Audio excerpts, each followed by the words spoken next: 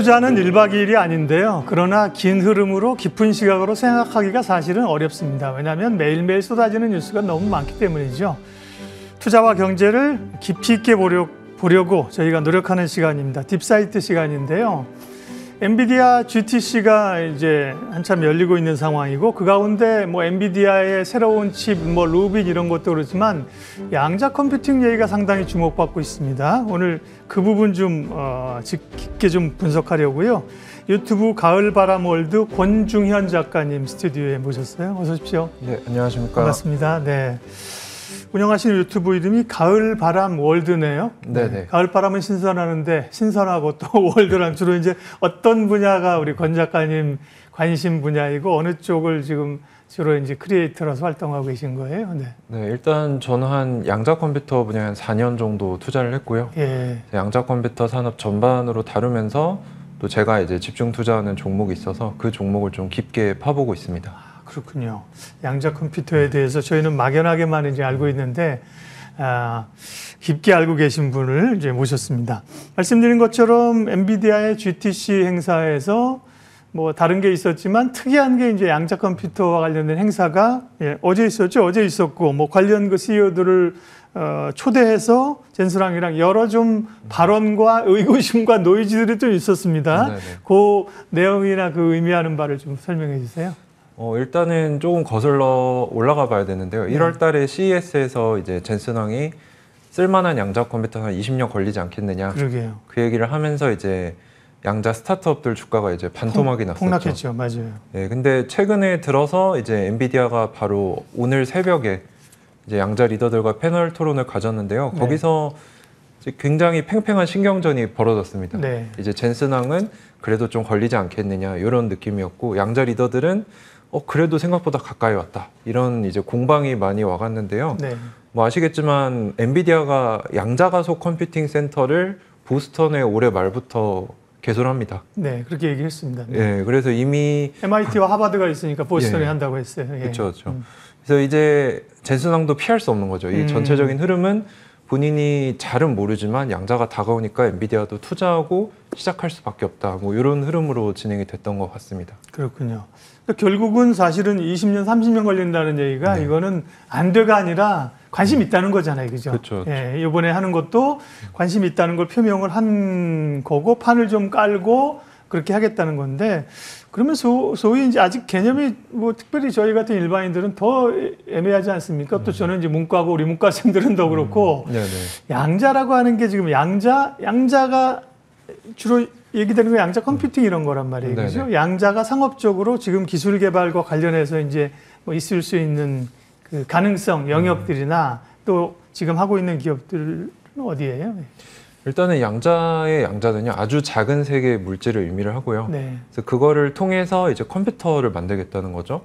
그래서 지금 반도체가 작아지면 작아질수록 이제 미시세계의 양자역학이라는 그런 우리가 이해할 수 없는 그런 방해 아닌 방해를 받게 되는데요. 네. 그거를 활용하면은 이제 수많은 가능성을 한 번에 탐구할 수 있는 그런 컴퓨터를 구현을 할 수 있습니다.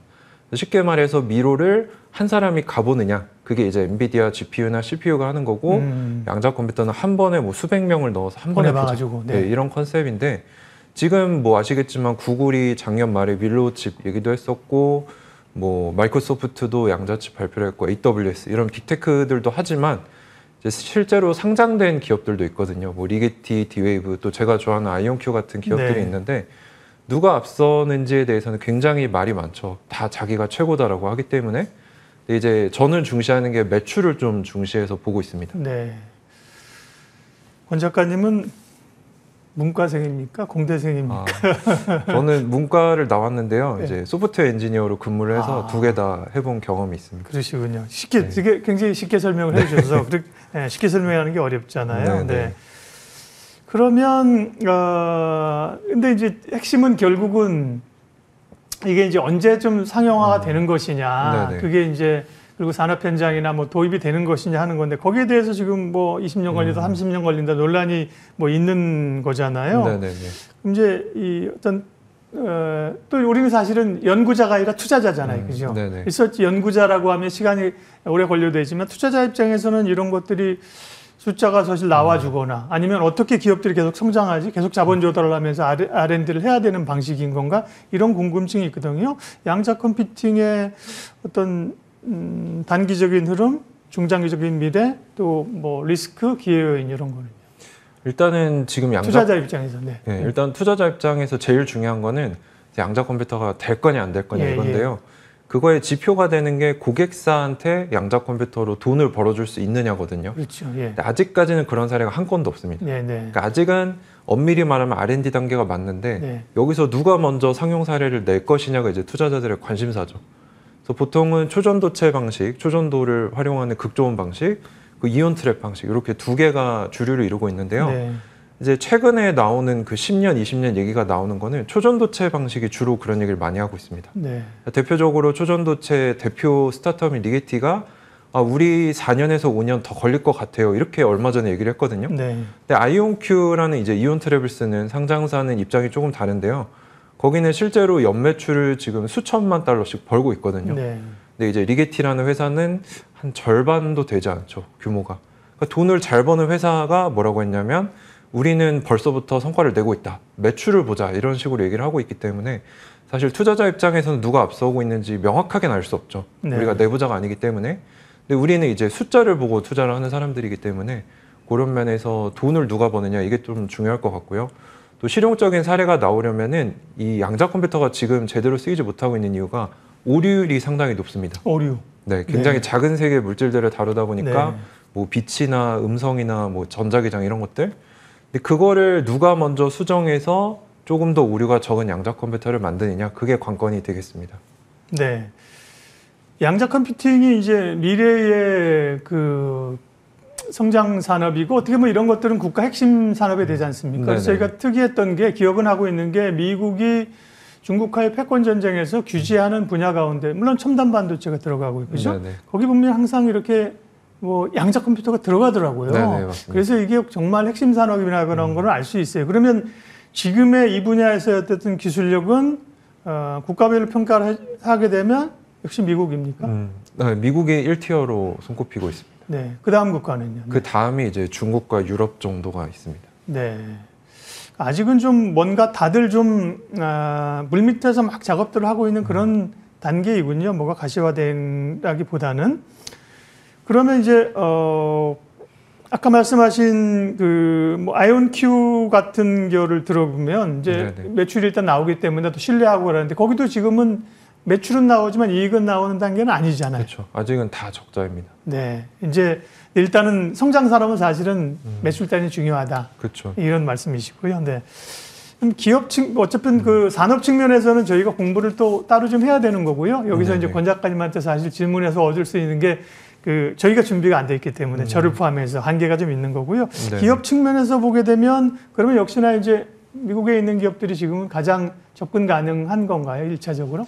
일단 상장된 기업 자체가 3개 정도가 있습니다. 아이온큐, D-Wave, 리게티가 있고 이제 뭐 IBM이나 구글 같은 경우는 워낙에 다른 산업들이 크기 때문에 양자를 보고 투자하기는 조금 아쉬운 게 있는 거죠. 그러면 그 가운데서도 아이온큐를 가장 높게 평가를 하시는 것 같았는데요. 그 뭐 방식이나 가능성이나 지금 하고 있는 거나 이런 거 조금 더 아이온큐에 대해서 얘기 좀 해줄 수 있을까요? 일단 아이온큐 같은 경우 제가 집중 투자를 하고 있는데요. 양자 컴퓨터를 한 5대 정도 이미 판매를 한 이력이 있습니다. 근데 최근 2, 3년 안에 그렇게 양자 컴퓨터를 많이 판매한 조직 자체가 없고요. 또 아이온큐가 어디랑 협력을 하는지를 봐야 되는데 미 공군연구소랑 협력을 하고 있거든요. 근데 미 공군연구소의 특징은 당장 전력화할 수 있는 기술에 집중을 합니다. 그래서 지금 아이온큐만 파트너로 꼽아서 매년 계약 규모가 2배씩 커지고 있고요. 그래서 궁극적으로는 차세대 전투기의 양자 컴퓨터를 탑재하겠다라는 계획을 가지고 있고 미 국방기관 내 이 네트워크를 지금은 해킹 도청에 취약한데 이거를 양자적인 뭐 이런 원리들을 쓰면은 그게 불가능해지거든요. 그래서 이 2개를 아이온큐랑 지금 구상을 하고 있다라고 저는 보고 있거든요. 실제로 새로 부임한 CEO도 그런 힌트를 줬는데 그런 것들을 봤을 때 다른 기업들은 아직 뭐 보조금을 받는다거나 기초적인 연구 목적의 칩을 학교에 판다거나 이 정도인데 아이온큐는 매출을 내면서 큰 계약들 맺어가는 게 조금 행보가 다르지 않나. 또 CEO도 매출로 증명하겠다라고 했기 때문에 투자하신다면은 그쪽이 저는 좋지 않나 그렇게 좀 생각을 하고 있습니다. 아이온큐 같은 경우는 조금 스터디를 해보면 지금 뭐 이미 뭐 빅테크나 이런 쪽하고의 그 받은 그 거래 관계들이 꽤 있더라고요. 그죠? 그럼 주로 여기는 어떤 뭐 시스템이 아니라 결국 이제 양자 컴퓨터나 컴퓨터 시스템을 판매하는 건가요? 네, 그 매출이 지금은 제일 크고요. 예. 또는 그 3사 클라우드라고 그러죠. 마이크로소프트, 아마존, 구글 클라우드 위에 네. 양자 컴퓨터가 올라가 있기 때문에 누구나 접속해서 쓰면 이제 소정의 수수료만 내면 되거든요. 예. 그래서 그런 매출도 있고 이제 양자적인 걸 어떻게 해볼까 고민하는 기업들한테 컨설팅을 해주는 그런 네. 수수료도 받고 있습니다. 네. 그 아이온큐는 또 뭐 창업자 가운데 한 분이 한국 분이던데, 그죠? 예, 맞습니다. 네. 그래서 조금 더 이제 이해가 깊기도 하고. 그 다음에 이제 그런 고민은 세계적인 글로벌 트렌드이고 아직은 좀 미지의 세계지만 예, 이것을 획득하는 자 상당한 건덤청보를 할 수 있을 것이다 이런 게 느껴지는데 네네. 미국 기업들이 역시나 뭐 혁신적인 기업들이 가는데 한국 기업들은 그럼 거기에 어느 정도 보조를 맞추거나 관심이 있고 뭐 아이온큐 보니까 삼성에서 좀 투자했다는 기사를 제가 본 적이 있는데 그죠? 예. 한국 기업들은 얼마나 관심이 있으며 실제로 그와 좀 연동될 수 있는 기업들이 어디가 있을까요?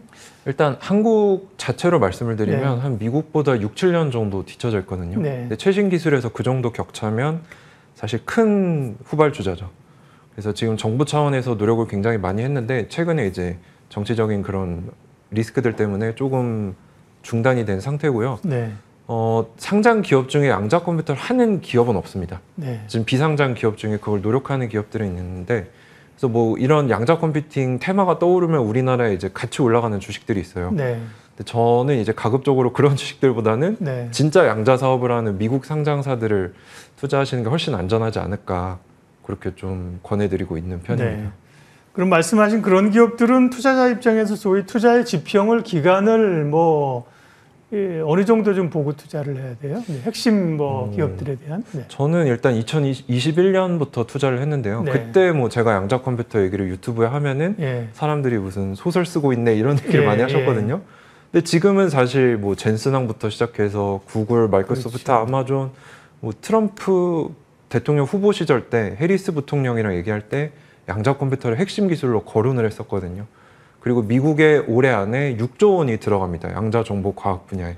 근데 그게 결국엔 낙수 효과로 양자 기업들한테 오겠죠. 예. 근데 이게 흐름이 변화하고 있기 때문에 지금은 한 중간 정도 왔다라고 저는 보고요.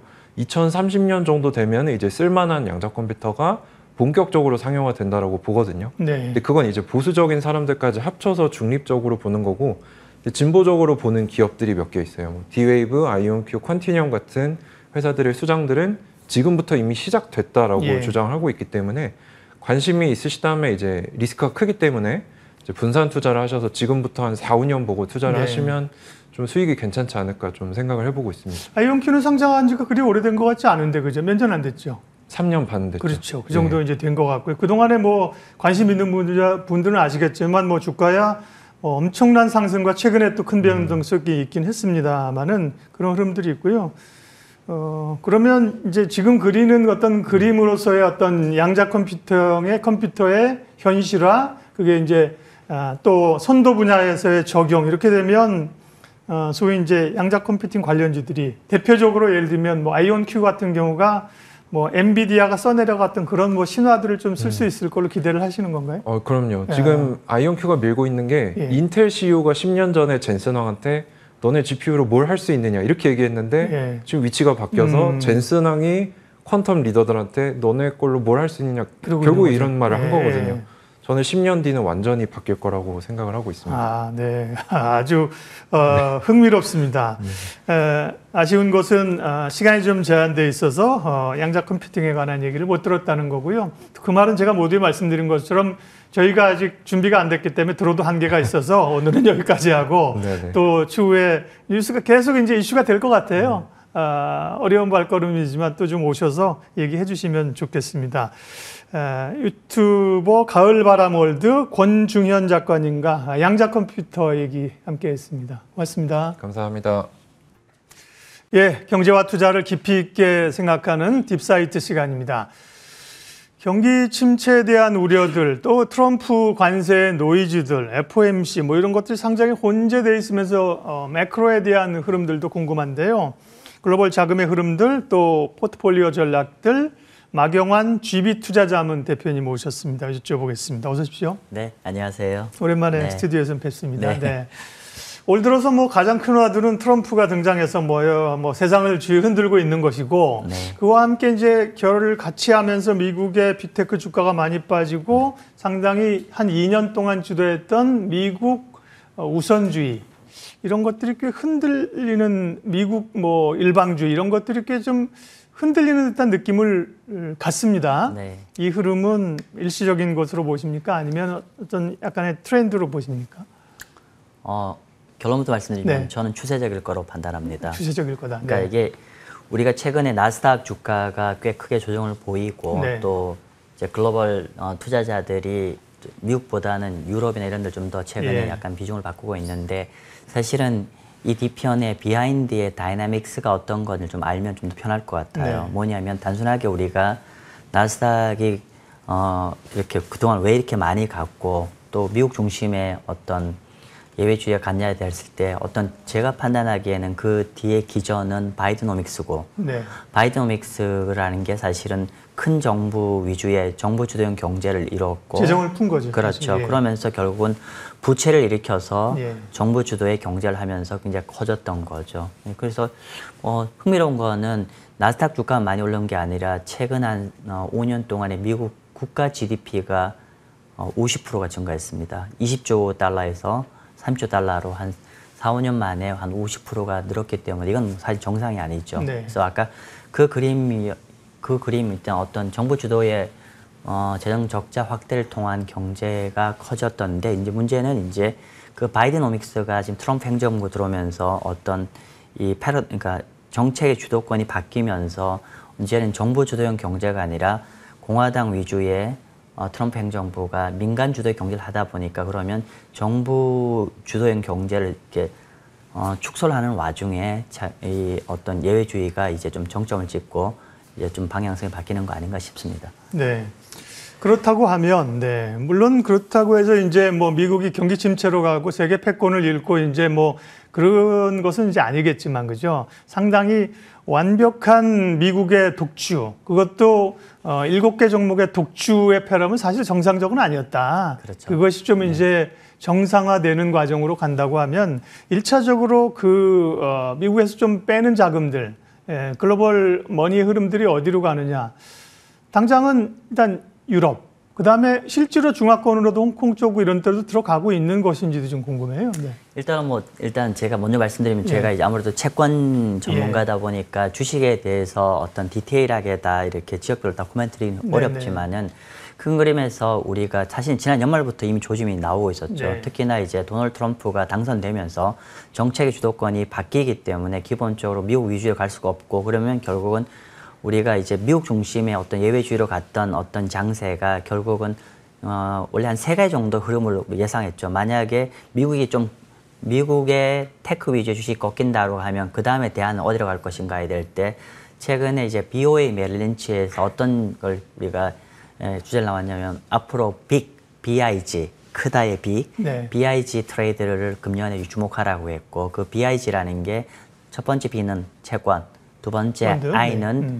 미국 주식 대비해서 인터내셔널 주식을 추천을 드렸고 세 번째 G라는 거는 골드입니다. 네. 그래서 3가지 방향이고 그리고 그런 측면에서 이제 방금 말씀 주신 대로 인터내셔널의 핵심 축이 결국은 유럽과 중국일 것이고 아니나 다를까 지금 사실은 그동안 이제 유럽과 중국의 경제가 굉장히 좀 어려웠던 국면이기 때문에 사실은 이제 약간 경기 부양도 같이 맞물리고 밸류에이션도 저가 메리트가 있기 때문에 그런 측면에서 일정 부분은 미국 위주의 자금의 주식이 일정 부분은 유럽과 중국으로 갈 수밖에 없을지 않겠냐 보고 있습니다. 예.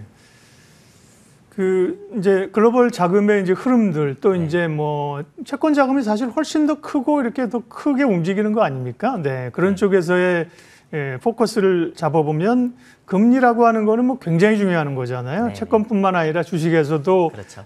금리 이자율이라고 하는 영향이 엄청나게 큰데요. 지금은 금리를 좀 내리려다가 좀 브레이크가 걸린, 그죠? 물가 우려도 있고 뭐 이런 상황입니다. FOMC 이번 주 결과도 당연히 뭐 동결이었는데 올해 2회로 한 번 더 확인을 해주었고 트럼프는 조금 더 내리지 뭐 이런 스탠스고, 네. 연준의 그 스탠스 금리 방향은 어떻게 갈까요? 네. 일단은 이제 연준의 이번 미팅은 사실은 거의 시장에서 이미 예견됐던 부분이죠. 그렇죠. 예견됐던 부분이고 우리가 이제 연준의 정책을 읽어낼 때 단순하게 연준이 이번에 뭐 점도표상 2번 인하하고 뭐 이런 게 중요한 게 아니라 우리가 보실 때 사실은 미국 경제의 다이나믹스라는 게 큰 방향에서 이번에 GDP 성장률을 둔화시키고 물가는 약간 상향을 했죠. 그러니까 이 그림 자체가 우리가 일반적으로 얘기하는 스태그플레이션 방향인데 결국은 이제 제가 뭐 이전에 방송에서도 지난 연말부터 얘기했던 얘기가 뭐였냐면 결국 도널드 트럼프의 관세 정책이나 재정 정책이 매크로에 어떤 영향을 줄 거냐라고 했을 때 제가 이제 드린 말씀이 뭐냐면 일단 물가 부분은 일정 부분은 인플레이션 유발이 될 건데 단지 이게 시중에서 우려한 대로 추세적인 것보다는 좀 뭐 마침 제가 파월하고 비슷한 얘기를 했어요. 일시적일 거고. 근데 중장기적으로는 결국은 트럼프의 행정부의 정책이 결국은 미국 경제에 데미지를 줄 수밖에 없을 것이고 그러면 중장기적으로는 디플레이션 압력이 더 강해질 거라는 게 제 뷰였습니다.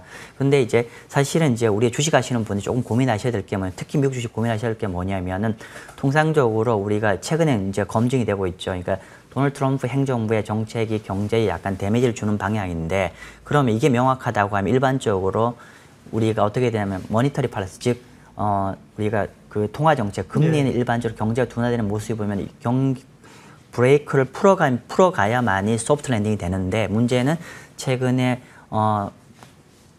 관세로 인한 기대 인플레이션이 뜨다 보니까 지금 금리랑 요 정책 금리는 발목이 딱 잡혀 있는 거죠. 그러면 결론적으로 경제는 둔화되고 있는데 이 카드를 써야 되는데 카드를 못 쓰고 한쪽이 잡혀 있는 상황에서 경제가 둔화하게 되기 때문에 이렇게 되면 결국 연준이 비록 금년에 2번밖에 얘기를 하지 않았지만 아마 실제 경제 데이터가 하반기에 안 좋아지면 연준이 예상한 것보다 더 빨리 쓸 수밖에 없는 국면이 되지 않을까 싶습니다. 네.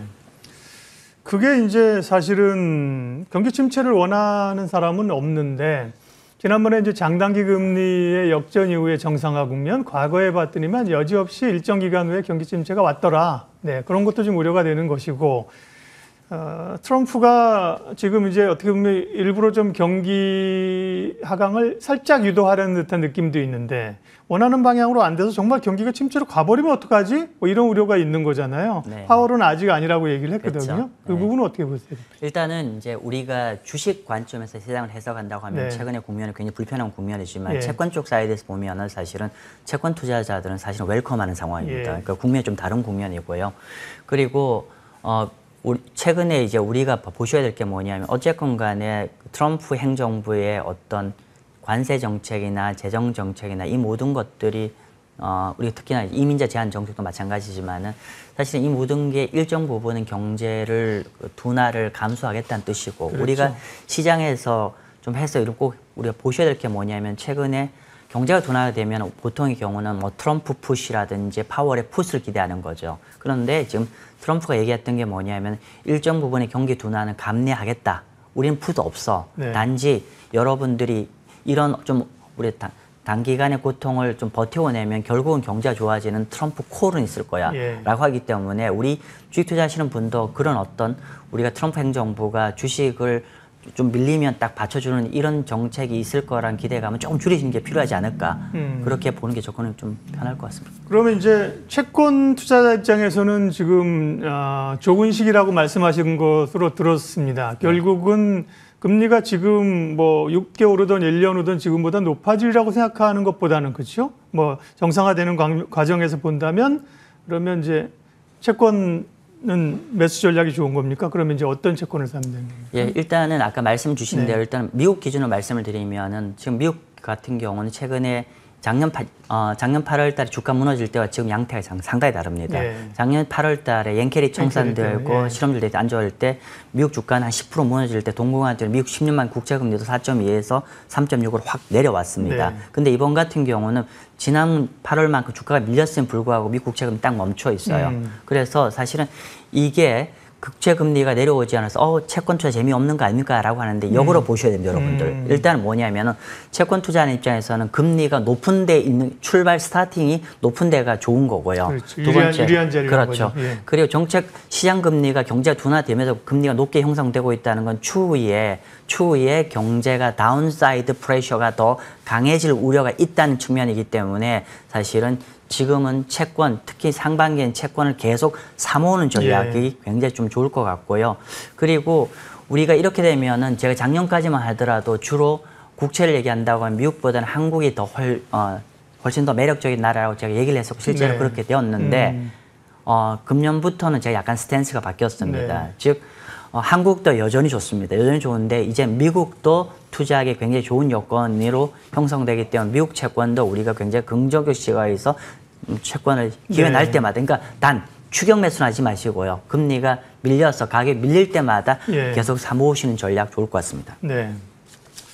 미국의 뭐 재정 정책이나 미국도 고민들이 지금 뭐 채권 계속 돌아오고 이런 것도 고민일 텐데 오늘 뉴스는 뭐 큰 그 사실은 전략과는 관련이 없을지 모르겠습니다만 트럼프가 뭐 100년 무이자 영부채를 만들어서 주변국들에게 강매할 수 있다 이런 얘기. 이건 뭔 얘기예요?